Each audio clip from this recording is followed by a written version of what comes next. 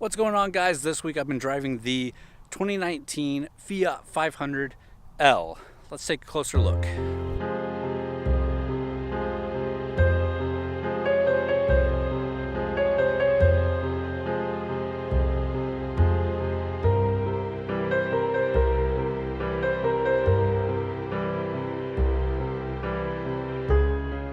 So when you're looking at a 500L, there are three trim levels to choose from. You have the base, which is the pop, and it starts right at $21,000. And then you get the trekking, which is a mid-level tier, and the lounge, which is their top of the line. And even top of the line, you're looking at $25,000. And as you might expect, we have the lounge here with an MSRP of just over $25,000.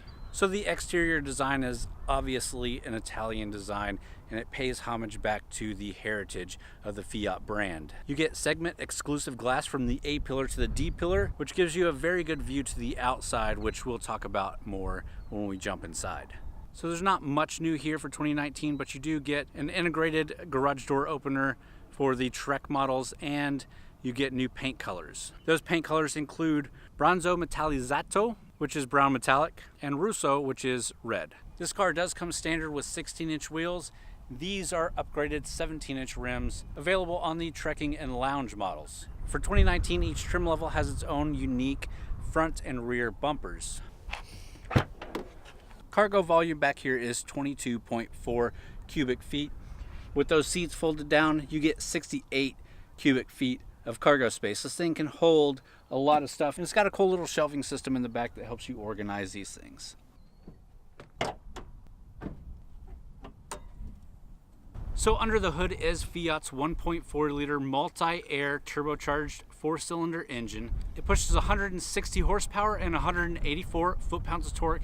This is the same engine in the Fiat 500 Abarth, and that's matched up to a 6-speed automatic transmission, and this is the only setup you can get in this car. Total curb weight for this thing is 3,254 pounds, so if you think that turbocharged engine is going to handle as well as it does in the smaller, lighter Fiat 500 Abarth, think again, but we'll get into that as we drive it.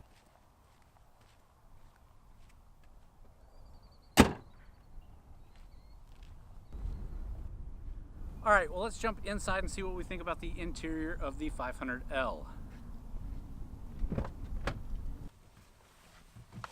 All right, so it's not just a quirky design outside, it's also a pretty quirky design inside this car. To lock and unlock your doors, the button is way up here. To turn on and off your headlights, the button is way up here. To adjust the brightness of your interior lights, those buttons are up here as well. Fog lights, those are still over here on the stock like normal. You also get a little pull down mirror here that lets you see better into the back seats, like this was a large minivan, but it's not. The back seats are just right here. To adjust your seat, you have manual controls. You do have a push button on the side of the chair down here that allows you to turn on your heated seats and adjust your lumbar support. So the Fiat 500L seats 5 people, has 42% more interior space than a Fiat 500, and you get this cool, almost 360 open cockpit, very big windows, lots of headroom, and a pretty unique feel going on. You get this split A-pillar that has a big window right here, which is really great for just extra visibility. Headroom in this vehicle for the front seat is rated at 40.7 inches and the rear seat is 38.7 inches. It's a ton of headroom. Now, is that usable space? I don't know, but you're never feeling claustrophobic in this thing.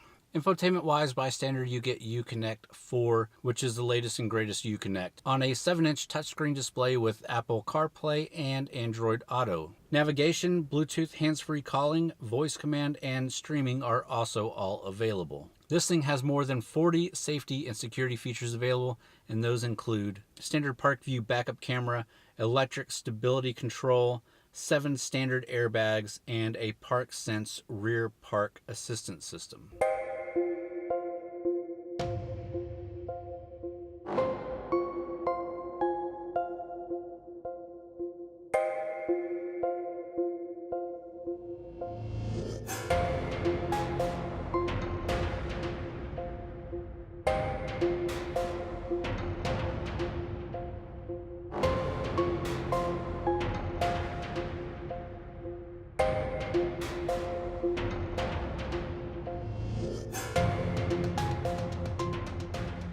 So the car has a good chassis. It's designed to have that nimble Italian feel, but it's not really a quick car, because although it has that Abarth engine, it's got a lot more weight.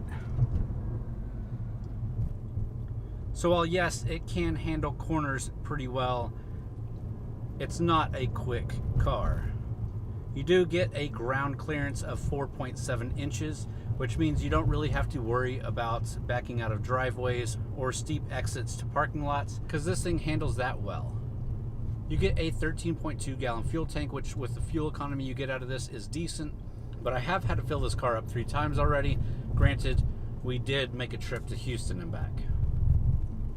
When you're driving up on the highway, the wind noise can be pretty loud, but it is a comfortable drive altogether. And you can really feel that it wants to be fun. It wants to have fun, but that 1.4 turbocharged engine just isn't putting out enough power. One thing you do still have though is a manual e-brake. Fuel economy numbers are 22 city, 30 miles per gallon highway with a combined of 25 miles to the gallon. Again, we took this on a trip to Houston and back, and we've been averaging 26 miles to the gallon for our entire week. So when you're talking about comparing this thing, the EPA, when it rates this, it rates it as a station wagon. It's compared a lot to bigger hatchback vehicles. But today I really like to think that this thing competes with the likes of the Nissan Kicks, the Hyundai Kona, and other small CUVs out on the market, because you sit up high enough that this does feel like a small CUV. So I think it's a decent platform. It drives really well, but you really have to like that Italian design on the inside and out to really be interested in this vehicle. And if you really do like that design, you want something up higher like a crossover, you really have to look at the 500X, which I think looks better and is much more suited to driving around Texas. Alright guys, well I hope you enjoyed that video. If you did, please give me a thumbs up, helps a lot. Leave me a comment down below. Let me know what you think about the Fiat 500L. And as always, thanks for watching.